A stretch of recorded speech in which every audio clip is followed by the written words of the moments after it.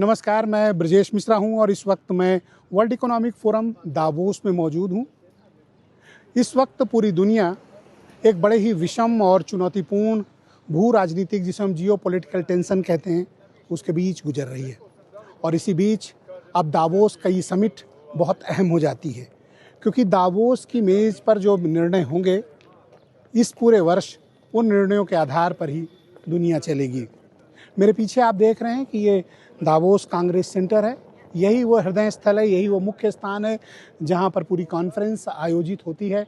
यहाँ सुरक्षा के बहुत चौकस और बहुत ही सख्त इंतजामात किए गए हैं। यहाँ पर अमेरिका के राष्ट्रपति डोनाल्ड ट्रंप भी अपनी स्पीच देंगे और उनकी ही स्पीच इस पूरे आयोजन का मुख्य केंद्र बिंदु है। क्योंकि जिस तरह का तनाव यूरोपियन देशों के बीच देखने को मिल रहा है, इस आयोजन में ट्रंप क्या कहते हैं ये बेहद महत्वपूर्ण है। और ट्रंप की कही गई बातों के आधार पर ही अब नाटो का और यूरोप अपना भविष्य अमेरिका के साथ तय करने वाला है। तो बात जब दो कॉन्टिनेंट की हो, जिसमें सुपर पावर अमेरिका हो और नाटो के अलाइज जिसमें कि यूरोप हो, अगर उनके बीच कोई भू राजनीतिक तनाव चल रहा है तो बहनों भाइयों, इसका पूरा असर दुनिया भर में पड़ेगा।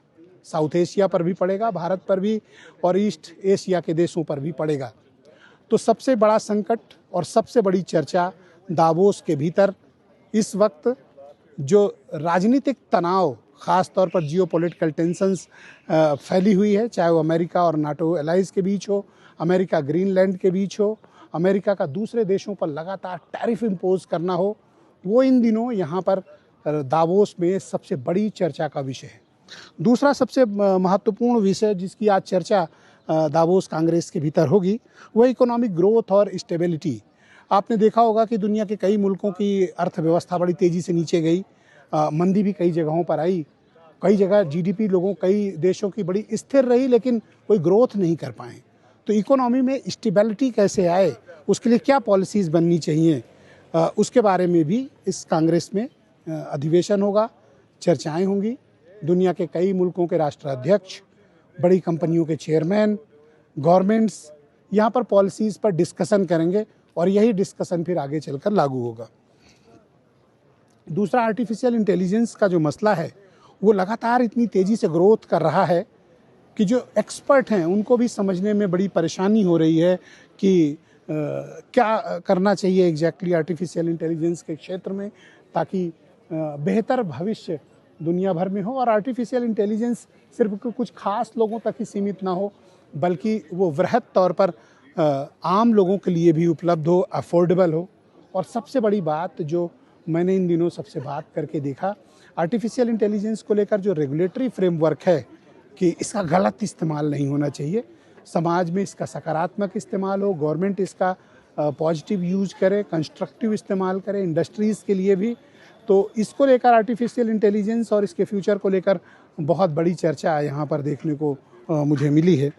और तीसरा ये है कि जो आने वाली टेक्नोलॉजी है, ख़ास तौर पर जो फ्रंटियर टेक्नोलॉजीज़ हैं, क्वांटम कंप्यूटिंग है, क्वांटम इकोनॉमी है, उसको लेकर भी यहाँ बहुत ज़बरदस्त चर्चा चल रही है। बहुत से लोगों को ये जो लग रहा होगा कि ये किन विषयों पर यहाँ पर चर्चा हो रही है। तो बहनों भाइयों, ये वर्ल्ड पॉलिसीज़ हैं जो सिर्फ किसी कॉन्टिनेंट के लिए नहीं बल्कि दुनिया भर के मुल्कों के लिए डिसाइड होती हैं। हम भी उन्हीं में से एक हैं। तो यहाँ की तय की गई पॉलिसीज़ का इम्पैक्ट आपके ऊपर भी ज़रूर पड़ेगा।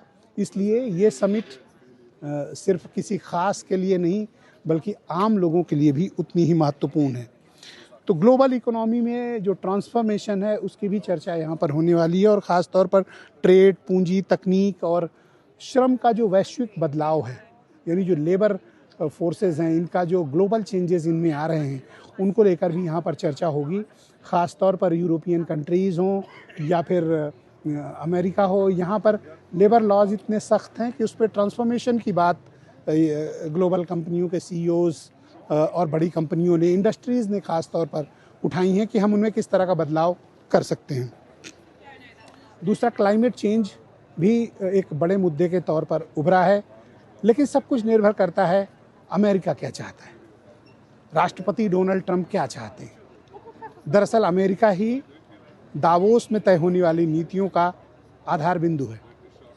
यूरोप है, चाइना है, भारत भी यहाँ की पॉलिसीज़ में खासा दखल रखता है, लेकिन अमेरिका का दखल कोई चर्चा सबसे ज़्यादा है। और ख़ास तौर पर जब दुनिया इस वक्त बटी हुई हो, तो इस वक्त बांटने पर नहीं बल्कि जोड़ने पर जोर होना चाहिए। और दावोस का संकल्प ही यही है कि डायलॉग प्रोसेस के जरिए, डायलॉग के सहारे, बातचीत के जरिए बांटने की नहीं बल्कि जोड़ने की बात करना है। क्योंकि दुनिया भर में इस वक्त जो बांटने की राजनीति हो रही है, उसकी चर्चा दावोस के भीतर है कि दावोस की मेज पर अगर सब बैठेंगे तो एक ऐसी भू राजनीतिक और ऐसी अर्थव्यवस्था जो आम आदमी के लिए, ख़ास आदमी के लिए, उद्योग के लिए, कारपोरेट के लिए, सरकार के लिए, सबके लिए एक बेहतर भविष्य का निर्माण कर सके। तो दावोस के से वर्ल्ड इकोनॉमिक फोरम की ये समिट से मैं आपको लगातार अपडेट देता रहूँगा कि यहाँ जो तय होने वाली चीज़ें हैं, यहाँ की जो तय होने वाली पॉलिसीज़ हैं, उसका आप पर क्या इम्पैक्ट पड़ेगा, सरकारों पर क्या इम्पैक्ट पड़ेगा, भारत पर क्या इम्पैक्ट होगा, उत्तर प्रदेश पर क्या इम्पैक्ट होगा, हमारे बाकी राज्यों पर क्या प्रभाव पड़ेगा, इसके बारे में हम चर्चा को जारी रखेंगे। बहुत शुक्रिया, धन्यवाद, नमस्कार।